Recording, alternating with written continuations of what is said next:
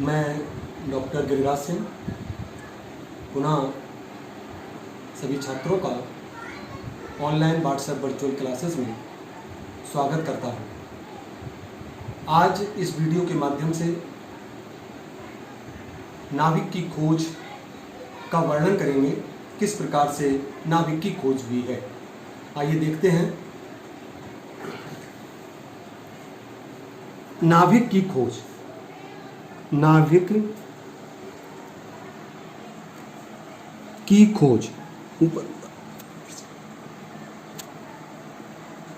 इसे discovery of nucleus भी कहते हैं। डिस्कवरी ऑफ न्यूक्लियस, नाभिक की खोज। इसकी खोज सन 1911 ईस्वी में वैज्ञानिक हुए, अंग्रेज भौतिक विज्ञानी थे ये, रदरफोर्ड, अर्नेस्ट रदरफोर्ड, और इनके शिष्य थे दो, जिनका नाम था गाइगर, GEIGER, गाइगर, और दूसरे वैज्ञानिक थे मार्शडेन। इन मार्शडेन और गाइगर, ये दोनों शिष्य थे रदरफोर्ड के। इन मिलकर एक एक्सपेरिमेंट किया और नाभिक की खोज की। उस प्रयोग का नाम था अल्फा कणों के प्रकीर्णन। अल्फा कणों के प्रकीर्णन का प्रयोग किया और उस प्रकार नाभिक की खोज की। आइए चलते हैं, ये अल्फा कणों के प्रकीर्णन का प्रयोग क्या था। इन्होंने एक लेड धातु का बना हुआ एक बॉक्स लिया। लेड धातु एक सबसे स्थायी धातु है और इसमें कोई भी रेडियो एक्टिवता का गुण नहीं पाया जाता है, इसलिए ये लेड धातु से बना हुआ बॉक्स लिया, जिससे ये रेडियो एक्टिव किरणों के उत्सर्जन को रोक सके। एक छिद्र को खोल देते हैं और इसके अंदर रेडियम, जो कि एक रेडियो एक्टिव पदार्थ है, इसका C प्रोडक्ट रखा था यहाँ पर, जो कि बिस्मत होता है इसका तीसरा, जब इसका अपघटन होता है तो रेडियम C, जो कि एक रेडियो एक्टिव पदार्थ है, इसको लिया और यहाँ पर एक प्रतिदीप्तशील पर्दा लगा देते हैं, जिसको फ्लोरिसेंट स्क्रीन कहते हैं। प्रतिदीप्तशील पर्दा। इस प्रतिदीप्तशील पर्दे पर जब इन रेडियो एक्टिव पदार्थ से अल्फा किरणपुंज निकला तो सीधा एक स्थान पर गिरा और एक ये अल्फा रेज हैं, अल्फा किरणपुंज जाते हैं। तो इन्होंने एक छोटे से स्थान पर चमक उत्पन्न की, किंतु जब इस अल्फा किरणपुंज के मार्ग में एक स्वर्ण धातु की पतली पन्नी, ये स्वर्ण धातु इसलिए लिया क्योंकि इस स्वर्ण की सबसे पतली पन्नी बनाई जा सकती है और इस पन्नी की जो मोटाई थी 0.0004 सेंटीमीटर मोटाई की स्वर्ण धातु की पन्नी को जब रख दिया तो ये अल्फा किरण, जो कि अल्फा कणों से मिलकर बनती हैं, इनका प्रकीर्णन हो गया और ये किरणें पूरे पर्दे पर फैल गई और इन्होंने पूरे पर्दे पर चमक उत्पन्न की।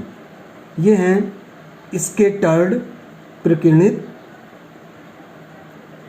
Scattered alpha raise. और इस चमक का इन्होंने माइक्रोस्कोप के द्वारा अध्ययन किया और अध्ययन करके निम्न निष्कर्ष प्राप्त किए। वो निष्कर्ष क्या थे आपको बताते हैं।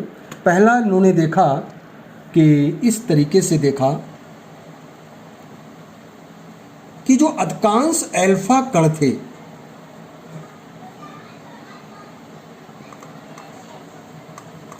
अधिकांश अल्फा कण पतली धातु को भेद कर सीधे चले जाते हैं। ये अल्फा रेज है, ये अल्फा कण है, इस पर 2 इकाई धनावेश होता है। अधिकांश अल्फा कण धातु की पतली पन्नी को भेद कर पार निकल जाते हैं। इससे ये सिद्ध हुआ कि परमाणु का अधिकांश भाग खोखला है या रिक्त है। कुछ अल्फा कण अपने मूल पथ से विचलित हो जाते हैं। ये अल्फा कण गया और इससे विचलित होकर अपने मूल पथ से विक्षेपित होकर वापस आ जाते हैं, ये अल्फा कण हैं। इस दूसरे उपयोग से, ये दूसरा जो ऑब्जर्वेशन था, उससे ये सिद्ध हुआ कि परमाणु के मध्य में कोई सूक्ष्मतम धनावेशित भाग है। तीसरा घटना देखने को मिली, बहुत कम अल्फा कण थे जो 90 डिग्री से अधिक के कोण पर विक्षेपित हो जाते, 90 डिग्री से अधिक के कोण पर विक्षेपित हो गए। ये वाले जो तीसरे टाइप के अल्फा कण थे, ये 90 डिग्री से अधिक के कोण पर विक्षेपित हो जाते हैं। इस तीसरी घटना से ये सिद्ध हुआ कि परमाणु के मध्य में जो सूक्ष्मतम धनावेशित भाग है वह बहुत ही सघन है और दृढ़ है। इस प्रकार इन तीन भिन्न भिन्न घटनाओं से ये निष्कर्ष निकला, अगर हम निष्कर्ष की बात करें तो ये निष्कर्ष निकाला इन्होंने कि परमाणु के मध्य में कोई बहुत ही सूक्ष्मतम धन आवेशित भाग है जो बहुत ही सघन है, ये धनावेशित भाग, और बहुत ही दृढ़ है। तो ऐसा सूक्ष्मतम धन आवेशित भाग जो कि बहुत ही सघन एवं दृढ़ था, ऐसे सूक्ष्मतम धन आवेशित भाग को इन्होंने नाभिक कहा। नाभिक को न्यूक्लियस भी कहते हैं। और इस प्रकार रदरफोर्ड और उनके शिष्यों ने मिलकर इस परमाणु नाभिक की खोज की। इसको हम एटॉमिक न्यूक्लियस या परमाणु नाभिक भी कह सकते हैं।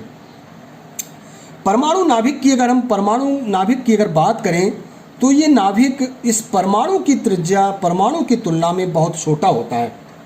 अगर हम परमाणु की बात करें तो परमाणु जो नाभिक है, परमाणु नाभिक की जो त्रिज्या होती है वो परमाणु की तुलना में बहुत छोटी होती है।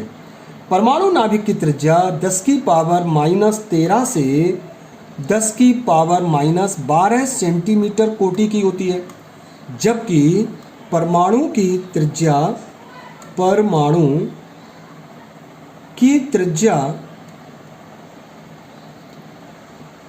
10 की पावर -8 सेंटीमीटर की होती है। इस प्रकार परमाणु नाभिक बहुत ही छोटा होता है। तो ऐसा सूक्ष्मतम धनावेशित भाग जो बहुत ही सघन एवं दृढ़ होता है, जिसमें किसी भी परमाणु का समस्त द्रव्यमान और कुल धनावेश संकेंद्रित रहता है, ऐसे सूक्ष्मतम धनावेशित भाग को हम परमाणु कहते हैं।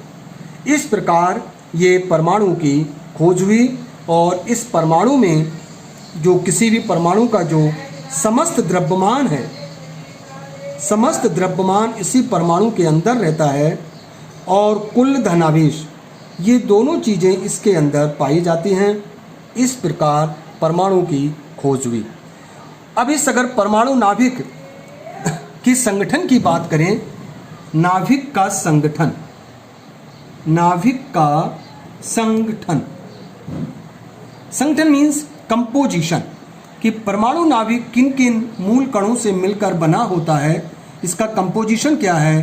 कंपोजिशन ऑफ एटॉमिक न्यूक्लियस, परमाणु नाभिक का संगठन।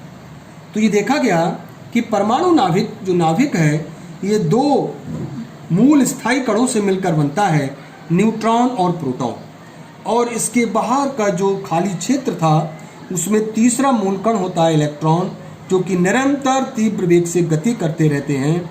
तो परमाणु नाभिक दो मूल कणों से मिलकर बना, न्यूट्रॉन और प्रोटॉन से मिलकर परमाणु नाभिक का निर्माण होता है। इसलिए न्यूट्रॉन और प्रोटॉन को सामूहिक रूप से एक नाम देते हैं, इन्हें न्यूक्लियॉन्स भी कहते हैं, या परमाणु के नाभिकीय कण भी कह सकते हैं। या परमाणु नाभिक का जो संगठन है वो दो मूल कणों से मिलकर बनता है, एक न्यूट्रॉन और एक प्रोटॉन। तो इस प्रकार, और तीसरा जो मूल कण है इलेक्ट्रॉन, वो नाभिक के बाहर का जो क्षेत्र होता है उसमें निरंतर चक्कर लगाते रहते हैं। इसके आगे का वर्णन हम लोग आगे के परमाणु मॉडल्स में करेंगे। तो इस प्रकार हमारे परमाणु नाभिक की खोज हुई। सामने कर लो। इस वीडियो में हम लोगों ने केवल परमाणु और उसके नाभिक की खोज की है। इसके आगे का वर्णन अगले वीडियो में देख सकेंगे। धन्यवाद। बंद कर दो लाल बाल।